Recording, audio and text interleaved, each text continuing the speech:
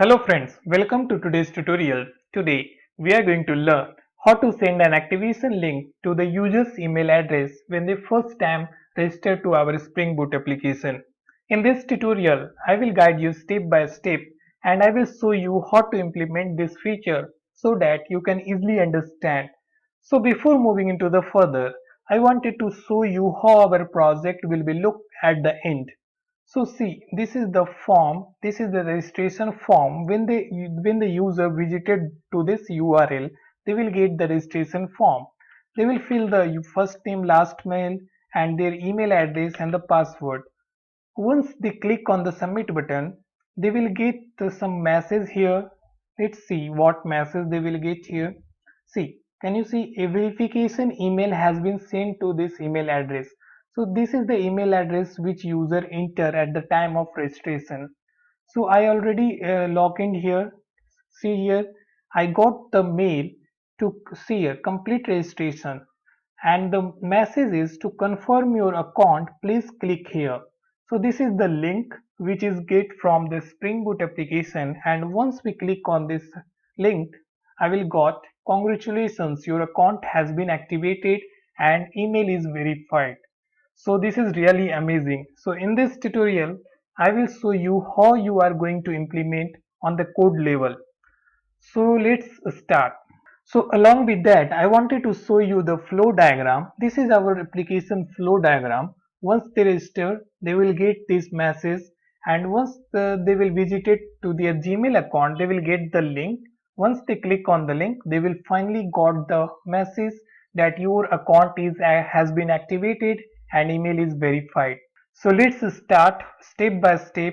Here in this article, I have written all the steps how to proceed, how to implement. If you want for the reference, just go ahead and read this article. I will give the link in the description of this video.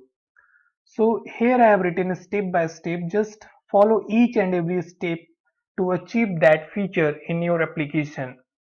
So step number one, create a project from the Spring Initializer.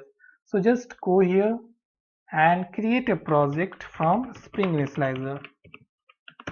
Type it that and just go here and give the group name.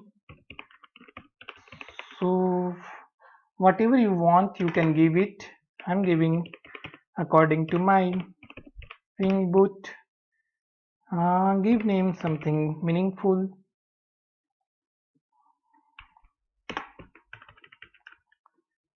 Send confirmation link. Alright, and left all the fields as default and go select some dependencies. What are the dependencies we require? Just go here. See, add the following dependencies: Spring Web, Spring Data JPA, Spring Security. Just go here. First one we want Spring Web. Then we want Spring JPA, Spring Data JPA, Spring Security.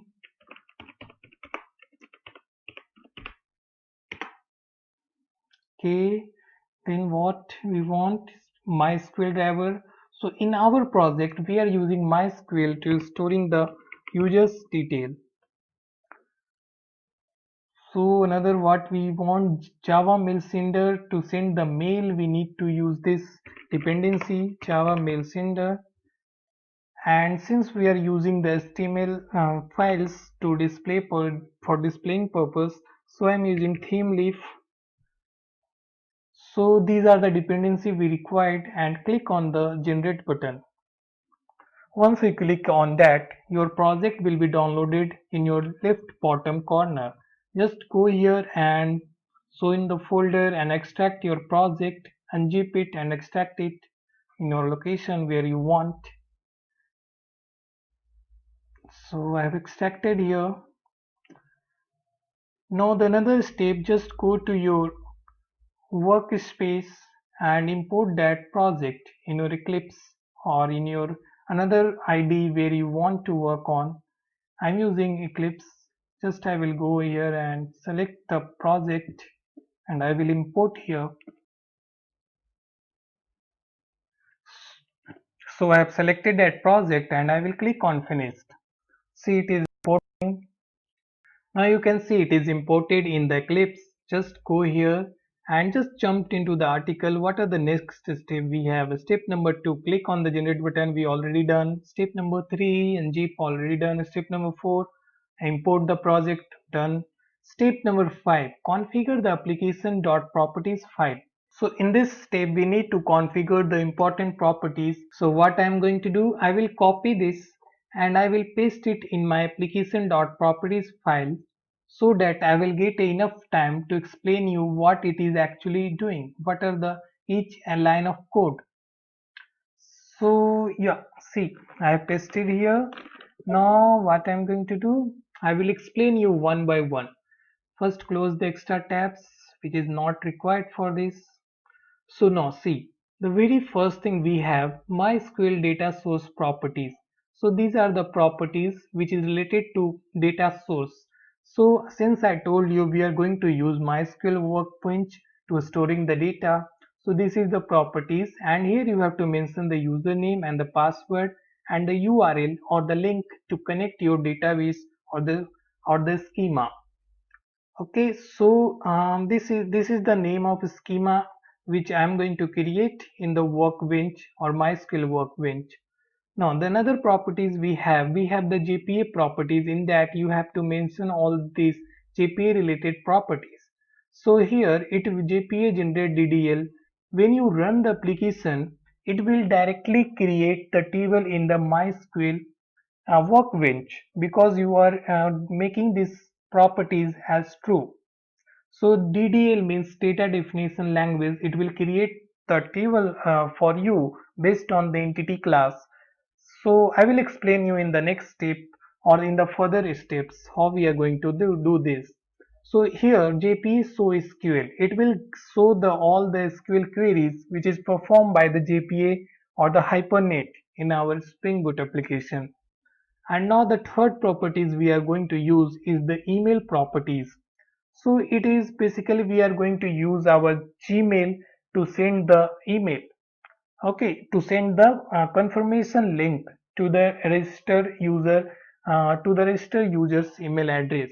So here what you have to do in username properties, you have to mention your email address so that when the application Spring Boot application send the confirmation link to the registered username or the registered user's email address, they will take this email address on the behalf of you. So it will send from here to that person or the new user who registered to your website or to our Spring Boot application. Similarly, you have to mention the password of your email address and we need to give enable true. So that is all things we need to do in the application.properties file. Now come into the another step and here I have written all the explanation. If you want, just go and read it, and in the detail I have explained all the things. Now in the next step we have to create a entity class or JPA configuration class. So the very first thing we need to create a two entity class, user entity and the confirmation token entity class. So basically the purpose of entity class to map with the table present in the database. So first what I am going to do, I will explain you, first I will copy this and then I will explain you what the purpose of this code or the entity class. So what I'm going to do, I will copy it, go here, right click, go to new, click on class and give the name user entity.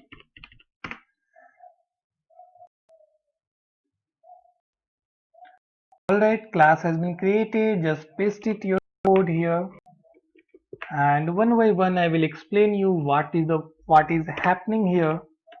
So the very first thing we have tagged with the entity annotation.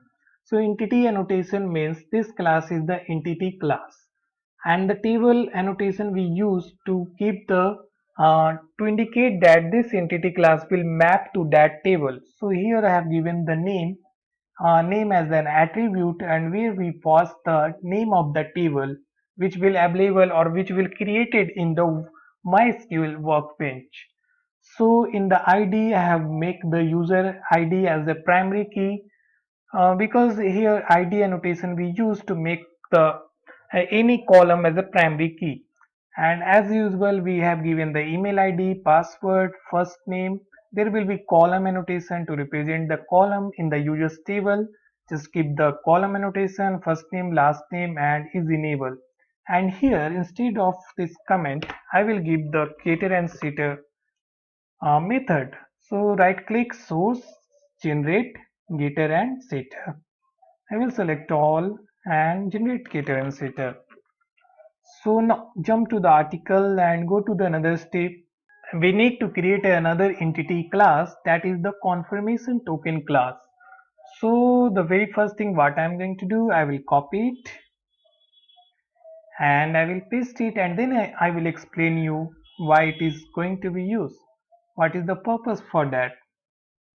New, go to class and give the name confirmation token and click on finished and just paste it here. Now here you can see this class is also tagged with the entity annotation, which means that this class, like confirmation token class, it will represent or map with the confirmation token table which going to be created in the MySQL workbench. So this is the entity class and the table name will be confirmation token.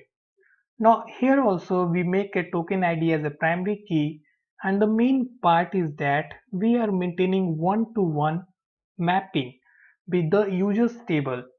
So what we are doing actually in the users table, we are going to create a column name, user ID, email address, and the first name, last name, and is enabled. And in the confirmation token, we are just referring to the user ID and we are creating the column with the name of the token ID and the confirmation token. Confirmation token will be contain the token or the actual link or the URL which is going to send to the registered user email address. So it will contain that, it will contain the created date, and at the end it will going to be mapped or having the relation one-to-one mapping based on the user ID.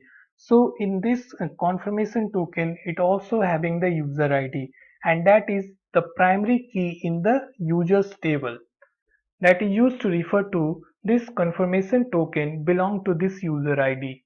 Okay, so that is the purpose. So once it will created, I will explain you again how it is going to work. So now come to the step number 7. Create a repository interface for the user entity and the confirmation token. So since we are using the JPA, we need to create a repository interface as well as. So what I'm going to do, as usual, I will copy it and then I will explain you what we are going to do. So just go here, right click and go to new class and give the name users repository, and just you paste it here. And what I'm going to do, yeah, see, the very first thing what we have to do, we have to tag with the repository annotation. So this interface will tag with the repository annotation, and what I'm going to do, I am extending the another predefined class which is present in where, see, we are extending the CRUD repository class which is present in data.repository package in the Spring framework. So once it is extended and it provide all the feature or the operation like CRUD operation, create, update, delete, and read the data from the database. So by default it will provide all these features to perform all the database related operations. So in this class I also declare one abstract method, find by email ID and ignore case. This method will find the user based on the email ID. If the email ID is already exist, then they will not able to register again. So that is the purpose. So in the next step I will explain you how we are going to use it. Now one more repository we need to create for the confirmation token. So give the name confirmation token repository and click on finished. So what I'm going to do, I will copy it as usual and then I will explain you what we are going to do. So just paste it here, fix the imports. Here also I declare one more abstract method. The name is find by confirmation token. So this method will use to find the user based on the confirmation token which received as a HTTP request or in the form of request parameter. So I will explain you in the when we are going to implement the controller class. So there I will explain you each and everything why it is where we are going to use it. Now come to the another step. Step number 1, we need to create a email service class. So the very first thing what I'm going to do, I will copy it and then I will explain you what is the purpose of this. Just go here, right click, new class and give the name email service. Alright, and paste it here. See, the very first thing we have tagged with the annotation service, that means it is a service class, and here we have injected or we are using the Java mail sender. So basically this Java mail sender is belong to Spring Framework mail.java mail package. Can you see it? This is belong to here and this is the method we are going to use. So here I have a tag. I tag this method with the auto void because we are going to inject this Java mail sender in this method and we are just initializing this Java mail sender with this Java mail sender variable. And another thing, this send method we define which is used to send the email or to send the confirmation link in the form of email to the registered username or to the registered user. Okay, so that is the purpose of this email service. Now move to the another step. Step number 9, need to create the user account controller. So this is one of the most important class we need to learn or we need to understand step by step. So first I will copy it and I will paste it and one by one I will explain each and every method which is implemented in this class. Just copy it and go here, right click, new class, user account controller class. So I will paste it here and fix the imports. So let's come here and copy all the imports so that it will take less time and then I will explain you in more detail. So this is all the things and here we are getting two errors. Let's see. So this error is because we missed to create a getter and setter method in the confirmation token class or the entity class. So what you have to do, just right click, source and generate getter setter and make sure that we are doing in the confirmation token entity class. Okay, and that time I missed, so I am doing right now. Now jump to the controller class and I will explain you one by one what are the purpose and what are the APIs we are using. So see, the very first API we have the register API which is used to display the registration form. See here, this is the registration form, this side, this is the registration form. It will display this registration form. Okay, that is the purpose of this API. And the next API we have again the name will be same register but the request method will be post. Here you can see the request method is get because it is only displaying the blank form so that user can fill it. So once they fill it and then they will click on submit, then this API, this register API with the post request will get triggered or will get executed. The very first thing what it is going to do, it will first find the email ID or the based on the email ID they will find that user is already exist in the database or not. If they find that user is exist, then it will, what it will do, it will return the error. Okay, actually it will return the error.html page, because since we are using the theme leaf for displaying the forms or displaying the messages, so it will redirect to error.html. And before redirecting, we are, what we are doing, we are attaching the one object which contains some messages.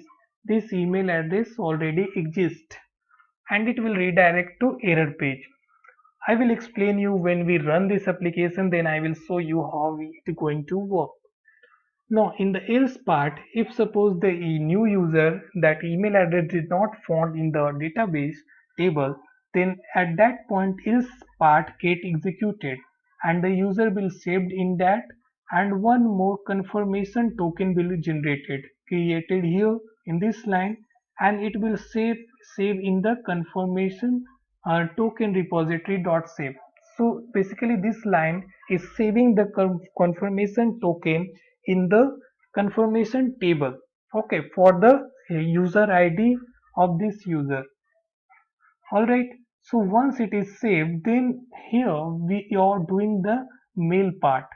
We are creating the object of simple mail message. In that we are setting to whom we are going to send the email id, so to whom we are going to send that confirmation link.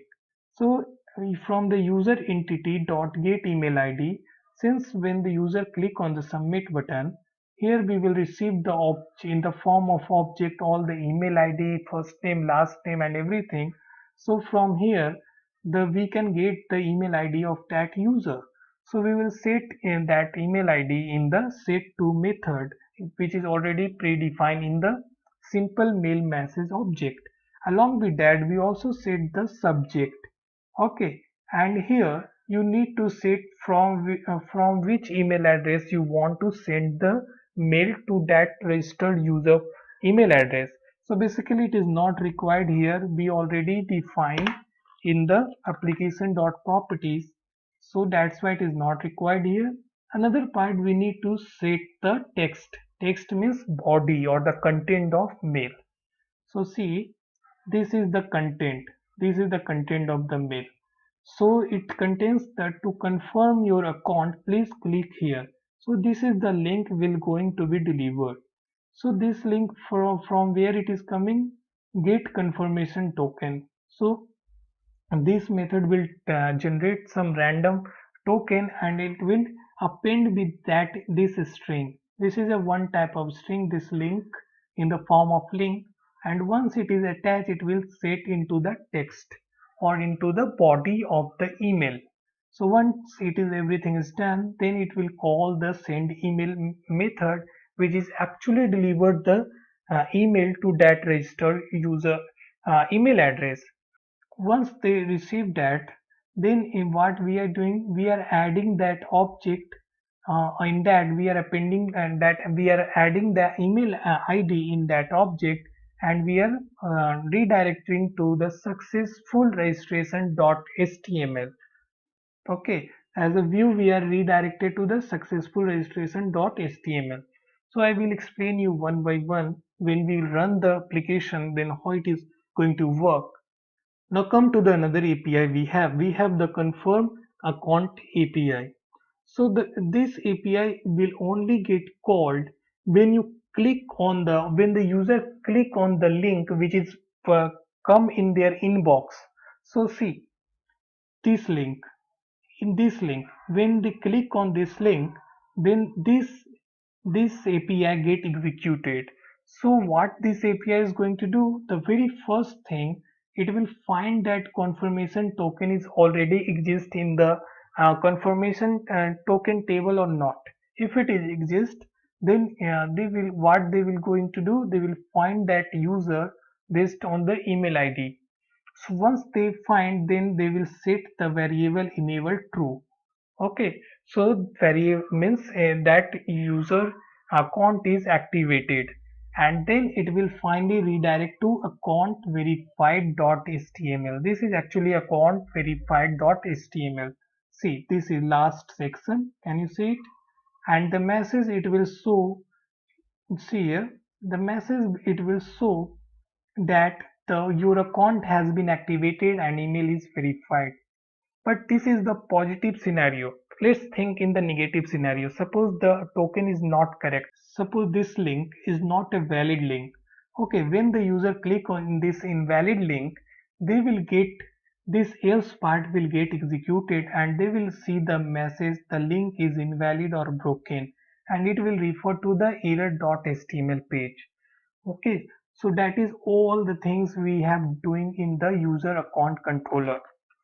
So this is the some overview, and once I run the application I will explain you one by one how this method or this API going to be implemented.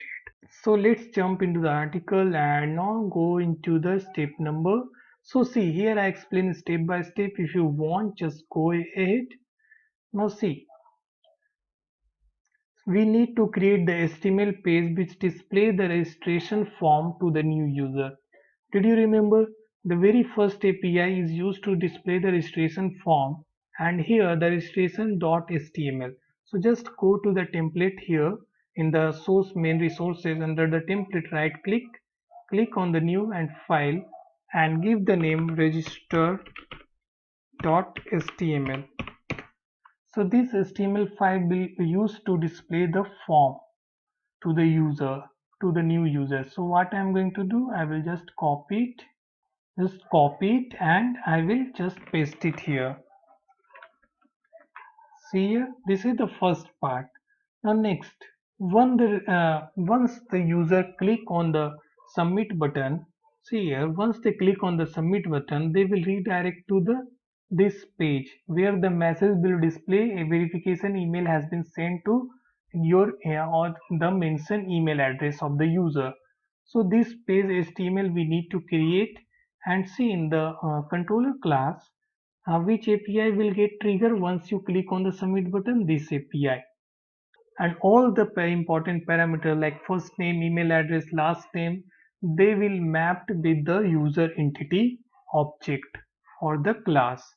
Okay, so here first they will check, and if the message or the email is already exist, then they will redirect to error.html page. Otherwise, if the email is not present in the database, it means that user is first time visited or registered to our trying to register to our Spring Boot application. So in that case, they will register here and they will move to into the they will get the successful registration.html. So what I am going to do, I will copy it and just go to the template, right click new file, and keep the name as it is .html. So just what I am going to do, I will just copy that HTML part. So see, this is the successful registration.html page or the HTML which required. So I will paste it here. And one more thing, can you see it? One more thing we have in the controller class, when suppose email is already exist, at that point we are redirecting to error.html. So we need to create one more template or one more HTML file with name error.html. So here what I am going to do, I will just, this is the error.html tags or the HTML file we required. I will copy it and I will paste it here. So it will display the title as a registration success, and in the body part it will receive the message. So from where it will receive the message it will receive this one, the email address exists. Okay, that is the use here.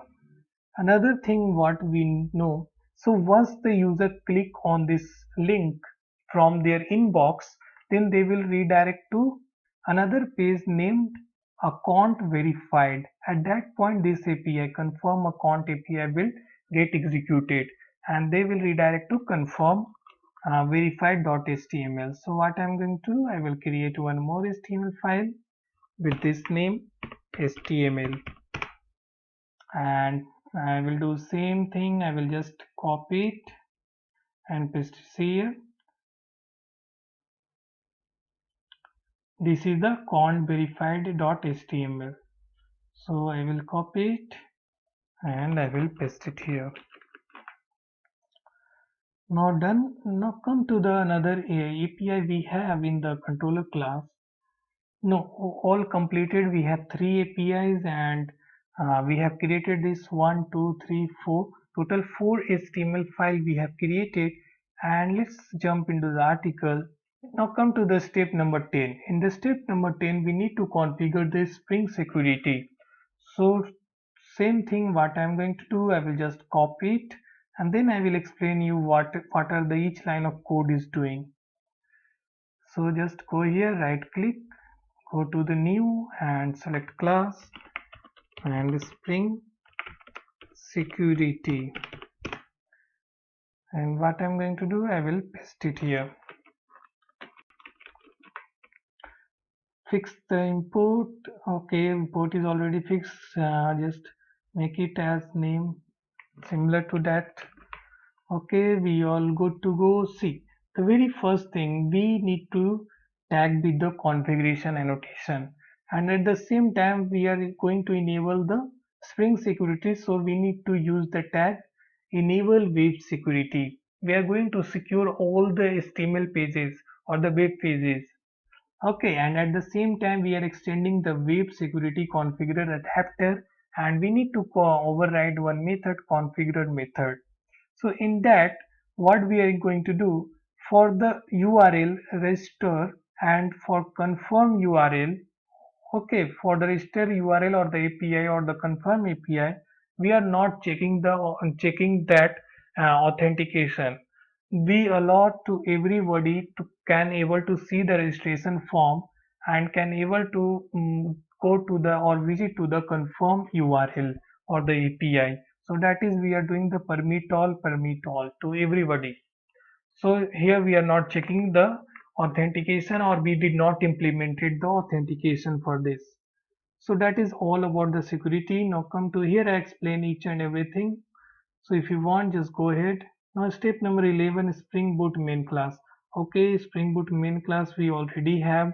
By default it is created at the time of doing the project from the Spring Initializer or creating the project at that from the Spring Initializer. Now in the pom.xml, make sure all this thing is correct. We already have all the thing, and see, this is the final folder structure and this is the final. Make sure all these things are present. Total 4 HTML files we have, 1, 2, 3, 4. Okay, all right, we are good to go.